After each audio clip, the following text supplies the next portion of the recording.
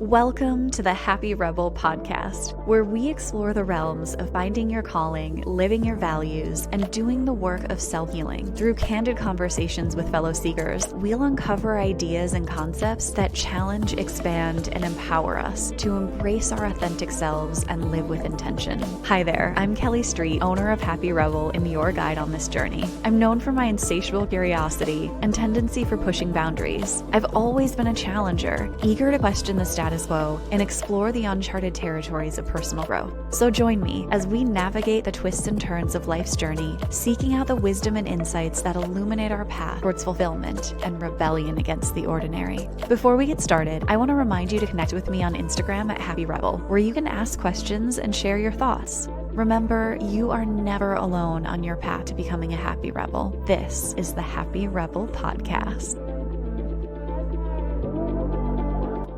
As we enter this moment together in the Happy Rebel Podcast, I invite you to relax your gaze or gently close your eyes. Take a deep breath in, letting the air fill your lungs, and exhale slowly, grounding yourself into this moment. With each inhale, invite a feeling of openness and compassion towards yourself. With each exhale, imagine releasing any critical thoughts, allowing them to drift away like leaves into the wind. Now, as you continue to breathe, picture a gentle light at your heart center. This light represents acceptance and understanding. Let it grow warmer, expanding with each breath, softening any harshness you may feel towards yourself or others. Inhaling, filling with compassion. Exhale, releasing judgment. Remind yourself that judgment is often a reflection of deeper fears or insecurities. And as you breathe, let those melt away, replaced by kindness and patience. Take one last deep breath, holding on to this sense of ease and gentleness. And when you're ready, slowly open your eyes, carrying this openness into the rest of your day. Hello, hello. Well, I don't know if the title or the meditation was any indication, but today I'm talking all about judgment and really judgment and the inner critic. But this topic came to me because I noticed how judgmental I was being for a little while towards myself, and how judgmental I was starting to get toward other people. And sometimes, a lot of times, even people that I don't even know. But this concept of judgment was just really raging in for me. And how this was coming up for myself is that I was starting to notice this extremely critical voice arising in my relationship with my body. So obviously, as we age, as we go through life, as things happen to us, our body, our face, our whole self changes. Thank goodness. And sometimes that change can be really hard. And so in the last year, all of the fertility treatments that I've undergone and my aging process as well in combination has really kind of changed the way that my body looks. And even though I'm eating well, I'm exercising, I'm doing all the things that you're supposed to do to take care of yourself, I'm struggling with how my body has changed, gaining weight, having different fat deposits, all of those things that just sort of naturally change. I'm noticing, looking in the mirror, and how critical I am becoming of myself. When a year ago, I remember looking in the mirror and going, even though I don't look perfect, I finally love myself just the way I am. And now, a year later, I'm like, well, shit. Like, what? How is it that I'm back in this place of being super hypercritical on myself? And so it's like, even though I've gotten to this place of finding a lot of self-love, the inner critic is still just coming in through the cracks, finding ways to be mean to me in my brain. making me question my worth, making my question my internal and external value. It's wild, this inner critic. So it's, the voice, if you've still got the voice is there for me. No matter how much work I've done, no matter how much I do, it can still creep in. And I'm not really sure that there's ever a way to completely silence that inner critic, to really make it go away 100%. And sometimes there are things that this inner critic can point out to us that could be helpful. And so I want to get into that a little bit later. But on the whole, body face aging thing, I don't know that it's really helpful. And so I'm really working on reframing when I have those thoughts come up. So there's a bit about self-criticism, why I wanted to talk about judgment today. And yeah, so I'm going to talk about judgment of self, judgment of others, and really primarily what I want to spend time on today is how to work through judgment. Like, there are a lot of tools. I have a lot of notes. If you're watching this on YouTube, you'll see me, peeking over at my notes a lot. But if you're just listening, maybe jot some things down for yourself or come back to it and think about the practices that you might want to do as we go along. Okay, topic of the day, judgment. One of the things that sometimes comes up for me with judgment is, when I think about it, is that judging others sometimes can be a mirror for how we are interacting in the world. So when we're being really hard on ourselves, sometimes then we can be really hard on other people. And we can start to judge what other people are doing more harshly because we're judging ourselves so harshly. And then vice versa. Like, sometimes we can get really cranky at others. We can really nitpick and start to be really cruel to other people. And then we can turn that around on ourselves. And we just get caught in this kind of gross cycle of judgment and criticism. And over the years of my life, I have noticed that when I'm not feeling particularly good about myself, that's when I'm going to be judging other people more, when I'm going to be criticizing my partner, when I'm going to be criticizing my friends and choices that they're making. Or sometimes I even had this come up a couple of times in the last few months, where I would be talking with a friend of mine and they would talk about liking something that I just couldn't identify with, like a pair of shoes, for example. And I would be like, ew, why do you like those pair of shoes? What? Okay, I'm a 38-year-old woman. Why am I judging the kinds of shoes that someone I deeply care about and love would choose to wear or find comfortable? What? Why is that? Why am I making that my business? Because it's not my business. And so just having those moments where that comes up, I can be hard on myself for it, but then I need to laugh at myself a little bit and be like, girl, what are you doing? Why is this bringing something up for you? And then I can pause, love myself a little bit in that judgment, and come back at it and be like, yeah, it really doesn't matter. It's really not any of my business. Great, move on. Don't need to spend energy on that. But just really noticing how much in relationship I can sort of nitpick and start to judge those little things when I'm not feeling particularly good about myself. And I think one of the things with judgment is that often it's a projection of our own insecurities. So this came up for me in a really big way.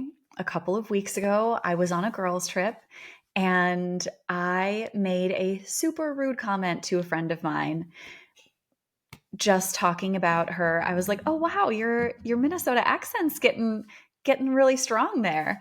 And she was a little caught off guard, but took it in stride. She's so graceful, and kind of, put that comment to bed. And then the next day, I was talking about this influencer who lives near me.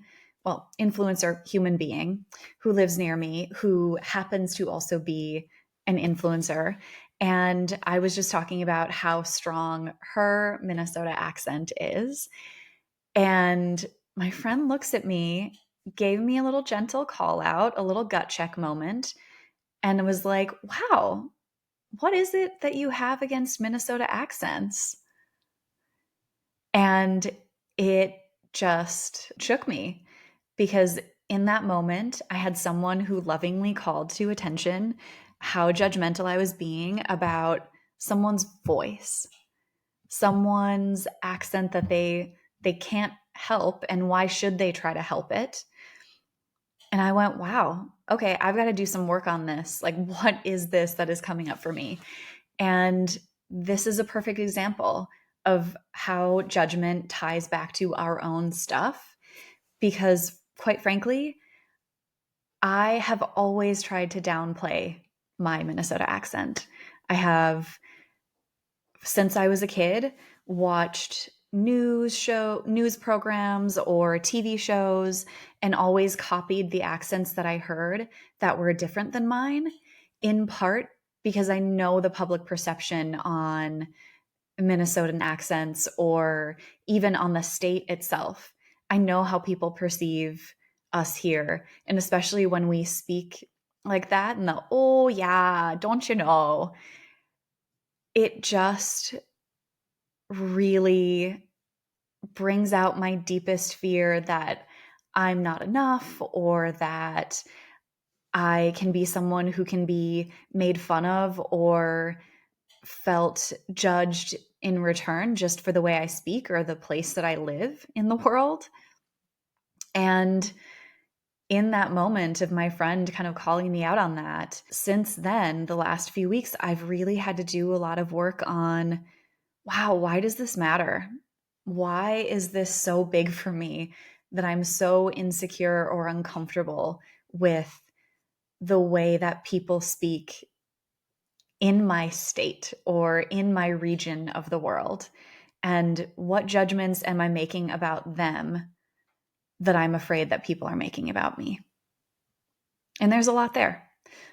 There's still a lot of work that I'm doing on that, but that's a good start, at least for me to bring up and potentially hopefully have other people reflect on things for themselves.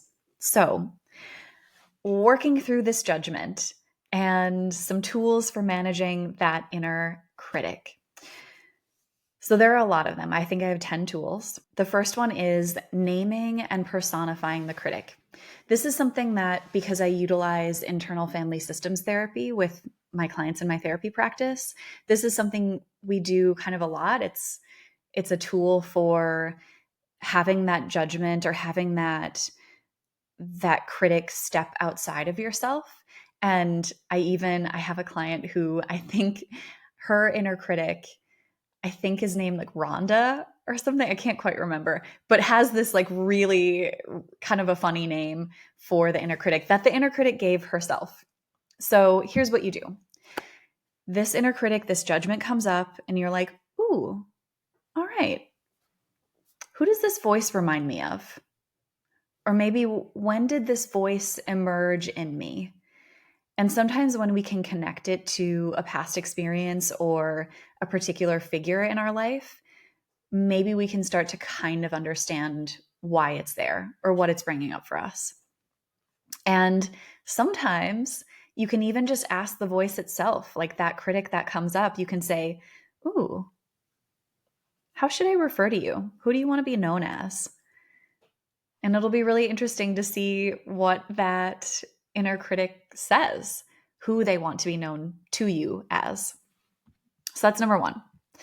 Number two is cognitive restructuring. So basically, this is just a way of, I'm thinking about something one way, or I have a script in my head one way. How could I say this differently to myself? So maybe when a critical thought arises, like, oof, my belly is sticking out a lot in these pants, I could say, oh, well, what do I like about these pants? What do I like about my body right now? And I could go, oh, well, my cheeks are really cute, or let's focus on the color of my eyes. Something silly like that. But in the bigger framework, if it's like, if the inner critic says, "You're not good enough," you could respond with, "I'm learning and growing every day, and that's enough." Sometimes cognitive restructuring is also thought of as affirmations and just simply repeating affirmations. My little thought on affirmations, I'll just say in here, is if you're going to do affirmations, have them be something that you could believe. Like if your affirmation is, if you're trying to have the antithesis of "I'm not good enough," and you say to yourself, "I am perfect in every way," and then you have a little voice in your head that says, "No, I don't like that," or like, "Nobody's perfect," or whatever that voice might come back at you with, maybe "I am perfect in every way" isn't actually the right affirmation. Maybe an affirmation is something that you can believe or that you can hook into and start to believe. And so if you go from "I'm not good enough" to "I am good enough for now," or "I am seeking learning and growth every day." Something like that where you're like, "Okay, this is actually comfortable. I can believe this." All right, number 3, inner dialogue writing. So I love, love, love journaling back and forth with myself. And sometimes just kind of letting that inner critic, letting whatever voice needs to come through me, just fly. So this could look like writing a conversation between you and the critic. So maybe a few lines from the critic, and then you respond with a question and let the critic respond. Or maybe it's even just letting that inner critic kind of spew out all of the thoughts. And then you say, "All right, are you done now? Is there anything else that you need to share? Where can I find compassion?" But throughout that dialogue, what you're trying to do is uncover the deeper needs or the fears behind that criticism. Often the critic is the protective mechanism, and it's our way of guarding against what we might perceive as a threat or perceive as a past hurt. That woman who walks past you down the street, who you're like, "Ugh, what is that outfit?" Go, "Ooh, wow. I wonder what happened to me that makes me feel like I need to criticize what she's wearing or how she's wearing it." And you can have a little conversation in your journal to make that happen. All right, tool number 4 is reframing the criticism as self-protection. So this method is all about recognizing that your inner critic, despite saying hurtful things, is actually just trying to prevent you from pain or failure, like I just mentioned. When we can acknowledge the intention, we can often soften the relationship with the critic within ourselves. Maybe try even thanking the inner critic for its concern, but then also explaining that the harshness maybe isn't particularly necessary at this point in time. Like if it's saying, "You'll never succeed," you can say, "Okay, thank you for wanting to keep me safe from disappointment, but I'd like to approach this with courage instead." That's a big one. Practice number 5, self-compassion practices. So just like the meditation at the very beginning, that was a form of just 1 minute of self-compassion, of expanding the space for yourself to let go of your negative feelings. So Kristen Neff has a lot of guided meditations focused on self-compassion.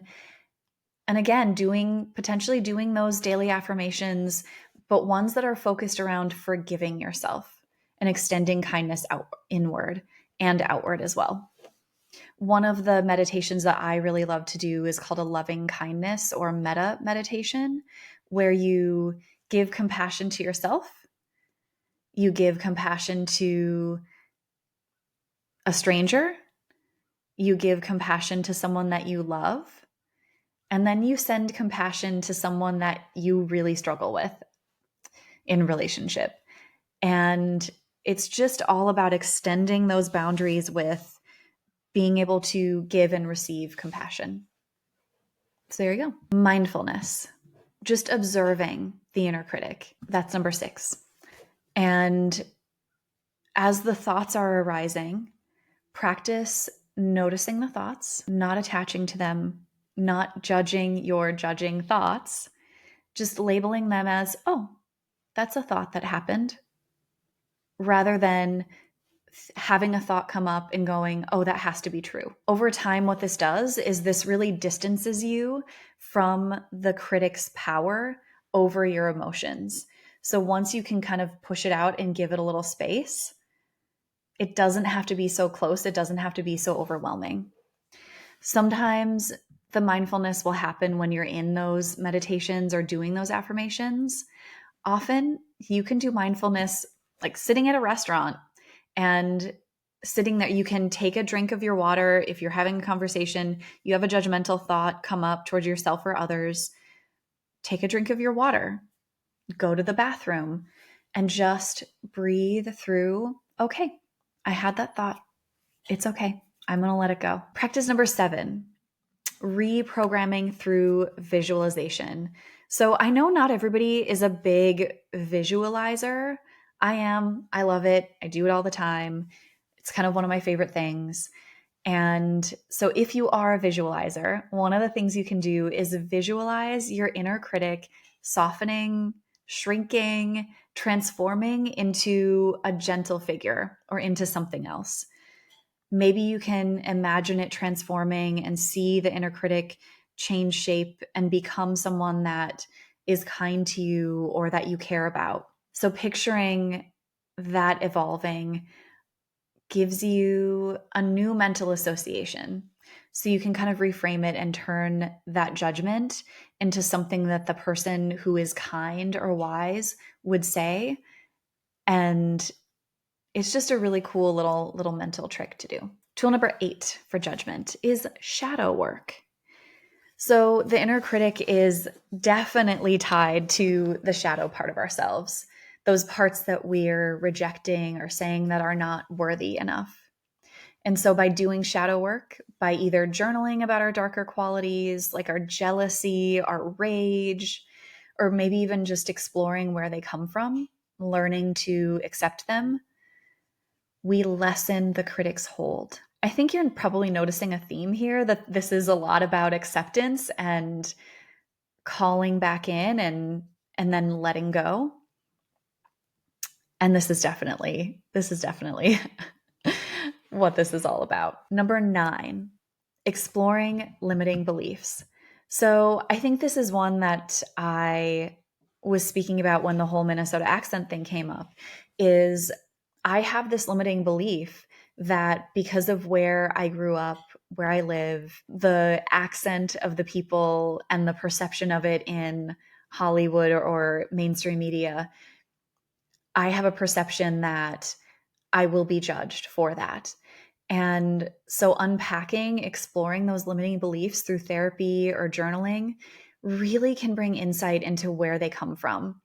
And then hopefully by learning where those judgmental thoughts come from, you can let them go. They don't need to rule you because you actually know what they're there for and why they're there and how they got there. The last part of that, exploring your limiting beliefs, is it's really important to reflect on whether those beliefs are yours or whether they were imposed by others. Sometimes just questioning that alone really loosens that critic in our heads. All right, the last tool for releasing judgment is really community support and externalizing our process or letting other people in on the judgments that we have coming up. Really talking about your inner critic with others, whether it's a therapist or just a friend, takes away its power. Sometimes just hearing your critical thoughts out loud rather than ruminating on them or just getting stuck in that wheel of, I made a judgment, I judge myself. I made a judgment, just going back and forth. We can get off of that wheel when we kind of confess to someone, God, I'm feeling really icky about this. So I just really encourage you to find some support with friends or anyone you might be able to go to and say, whew, all right, topic of judgment came up. I really want to let this go. And then hopefully they'll be able to encourage you to accept yourself in the ways that you might struggle with without having that feedback. And then on the note of feedback, I really think that sometimes having those people we can count on in our lives to call us forward or point things out to us that we might be doing in a really gentle and loving and kind way, like I'm so grateful that my friend did for me. That's so important to have those people. And when you get that feedback, instead of like wanting to run in and defend, getting that feedback and then going, oh, does this feel true for me? That is a question that I ask all the time when I get feedback from people. Is this true for me? Because sometimes it might not be. And so now that we've got our tools, now that we've talked about judgment and Kelly's judgment of herself and others, I think that's an important last thought that I want to share is sometimes there's judgment and sometimes there's discernment. And there's a difference between healthy discernment, which comes from a place of knowing, a place of awareness within ourselves, a place of peace, and then judgment, which tends to come from insecurity or fear.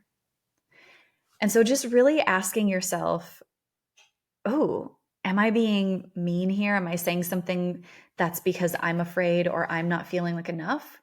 Or am I saying no to that thing because I just know it's not for me? And that's okay. So there you go. Wow, this went on longer than I expected it to, but the topic of judgment is a big one. And there was a lot that I think was helpful for me just in writing out my notes and in processing this episode. And so I hope that you got a lot out of it as well. To come to the end, I just want to end with a moment of really having compassion for yourself when you're examining how judgment comes up for you, just really being kind to yourself and coming to it from a place of this is something that's happening now, but you may not feel this way or you may not have this in you forever. In fact, you won't. Things are always shifting and changing. And so this judgment too shall pass. Thank you so much for listening. And I hope that you go back into your space, into your world with a whole lot more love and compassion for yourself. I know that I have a ton of compassion for anyone who's facing judgment, and I'm learning to have compassion for myself in it too. Thank you for being part of the Happy Rebel podcast community. Stay connected with us on Instagram at Happy Rebel. If you've enjoyed our episodes, please consider rating, liking, and reviewing the podcast. It truly does help us grow. Until next time, this is Kelly Street. Remember, embrace the dark and the light.